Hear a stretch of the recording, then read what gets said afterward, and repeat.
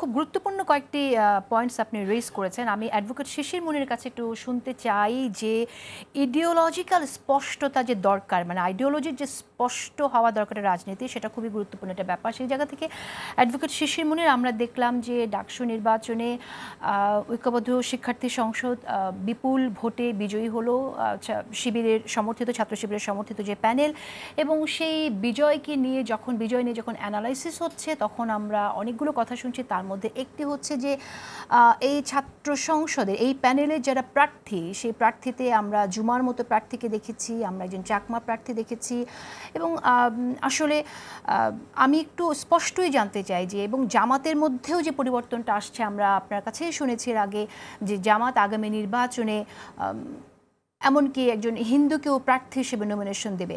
আমার প্রশ্ন হচ্ছে, আপনারা কি ছাত্র শিবিরের যে পলিটিক্সটা, এটাকে কি আপনারা ওন করেন? এটা কি আপনারা জামাতেও কি সেরকম রাজনীতি আমরা দেখব? যদি তাই হয়, তাহলে জুমার মতো একজন ক্যান্ডিডেটকে আমরা দেখব কিনা? বা ধরেন আপনারা কখনো ক্ষমতায় গেলেন, জুমার মতো একজন নারীকে, হিজাব না করা, বোরখা না পরা একজন নারীকে আপনারা সম্মুখ লাইনে রাখবেন কি?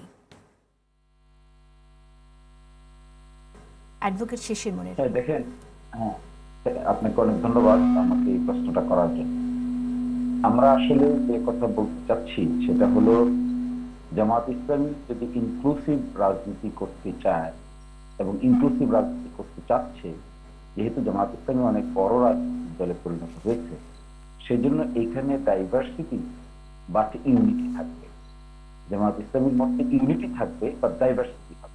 এখানে সমাজের বিভিন্ন শ্রেণী, বিভিন্ন পেশার, বিভিন্ন রেস, সেক্স, কালার, রিলিজিয়ন বেসিসেই এখানকার রাজনৈতিক নেতৃবৃন্দের যে আকাঙ্ক্ষা, সেটা ফুলফিল করার জন্য এই ধরনের একটা ইনক্লুসিভ রাজনীতির দৃষ্টিভঙ্গি স্থাপন করবে। ছাত্র সংগঠন হিসেবে ছাত্র শিবির যা করছে বিশ্ববিদ্যালয়ের ক্যাম্পাসে, এটা একটি ছোট এক্সাম্পল। তারা সেখানে করেছে এবং সেখানে ছাত্রদের আস্থা অর্জন করেছে।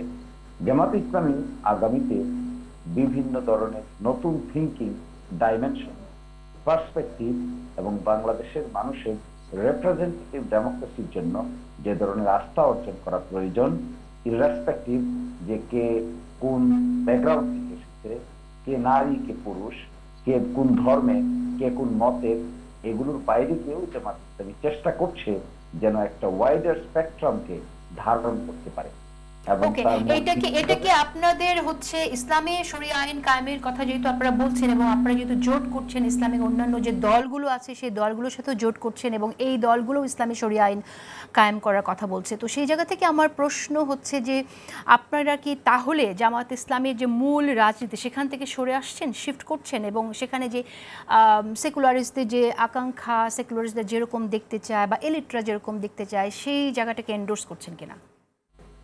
আমরা একটা জিনিস দেখবেন, একটা জিনিস আপনি খেয়াল করতে পারবেন, অনেস্টি, ইন্টিগ্রিটি এবং ইনক্লুসিভনেস, এই জায়গাগুলো আপনি দেখতে পাবেন স্পষ্ট করে।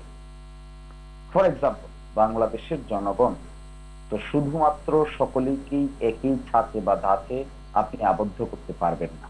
বাংলাদেশের জনগণের মধ্যে বিভিন্ন ধরনের, বিভিন্ন ব্যাকগ্রাউন্ডের ব্যক্তিবর্গ আছে। তো জামাত ইসলামী যেখানে একটা ওয়াইডার পলিটিক্যাল পার্টি হিসেবে নিজেকে রিপ্রেজেন্ট করতে চায়, সেখানে অবশ্যই সমাজের সকল শ্রেণী পেশার মানুষদেরকে এখানে ইনক্লুড করেই জামাত ইসলামী এই চিন্তা করছে। যার বেসিস হবে অনেস্টি, ইন্টিগ্রিটি, ইনক্লুসিভনেস, এবং যার মূল বেসিস হবে যে একটি বা প্রসপেক্টিভ বাংলাদেশ গঠন করার ক্ষেত্রে যে ধরনের কোয়ালিফাইড এবং ডিগনিফাইড এবং মর্যাদা সম্পন্ন ব্যক্তির প্রয়োজন হয়, তাদেরকেই এখানে ইনক্লুড করা হবে, যেন নির্বাচনী রাজনীতিতে একটা অল্টারনেটিভ স্ট্রিম জামাত ইসলামী প্রতিষ্ঠা করতে পারে। আর আপনি যেটা বলছেন যে অন্যান্য রাজনৈতিক দলের সঙ্গে শরিয়া আইন কায়েম করার ব্যাপারে যে আর্গুমেন্টটা আসছে, এখানে আমরা মূল যে বিষয়গুলো দেখছি, জামাত ইসলামী কিন্তু একটা রেগুলার ডেমোক্রেটিক পলিটিক্স এর মধ্য দিয়ে এই পর্যন্ত এসেছে। সুতরাং ডেমোক্রেটিক পলিটিক্সে মেজরিটি মাস্ট বি গ্যারান্টিড এর যে ধরনের প্রিন্সিপাল চালু আছে, সেই ডেমোক্রেসিতে আমরা পপুলার সাপোর্ট, যেমন ধরুন 300 আসন যদি হয়, 300 আসনের মধ্যে সরকার গঠন করতে গেলে তো 151টা আসনের প্রয়োজন হবে। এই 151টা আসন প্রয়োজন যদি হয়, তাহলে সেখানে কম্পিটেন্ট ব্যক্তিবর্গকে ইলেকশনে যদি যারা জিতে না আসে, তাহলে সরকার গঠন করতে কিংবা সরকার চালানোর জন্য যে ধরনের লোকের প্রয়োজন হবে, সেই লোক তারা পাবে কোথায়? এই জন্যই আমরা অত্যন্ত গুরুত্বের সহিত লোক সিলেক্ট করার চেষ্টা করব, যারা এই সমাজকে লিডারশিপ দেওয়ার মতো ক্যাপাসিটি রাখবে। গুড, কারণ আপনি বলছেন ইনক্লুসিভ পলিটিক্সের কথা অ্যাডভোকেট শিশির মনির, এবং আপনি বলছেন যে আরও অনেককে রাজনীতিতে আনার জন্য ব্রডার জনগোষ্ঠীর রিপ্রেজেন্টেটিভ আপনারা আনতে চাইছেন। আমাদের শুনতে অনেক ভালো লাগছে, কিন্তু আপনারা যাদের সাথে জোট করছেন তারা কি, ধরেন আপনি একজন বোরখা না পরা নারীকে রাখলেন, তাদের সাথে নীতিগত সিদ্ধান্তে বসতে রাজি হবে? আমার মনে হয় এগুলো নিয়ে কোনো অসুবিধা হবে না, কারণ এগুলো আমাদের যাদের সঙ্গে যোগাযোগ হবে, যাদের সঙ্গে এরকম অ্যালায়েন্স গঠন করা হবে, সেগুলো মূল মাইনর বিষয় হবে, সেগুলো খুব মেজর বিষয় হবে না, এবং রিকনসাইল করার মতো বিষয়, এগুলো ডেডলক হওয়ার মতো কোনো বিষয় না। আচ্ছা, আপনি বলছেন যে মাইনর বিষয়, কিন্তু একজন নারী যাকে আপনারা নেবেন, সাথে নেবেন, নেয়ার কথা বলছেন, আমরা এখনো পর্যন্ত ওরকম কাউকে দেখি নাই।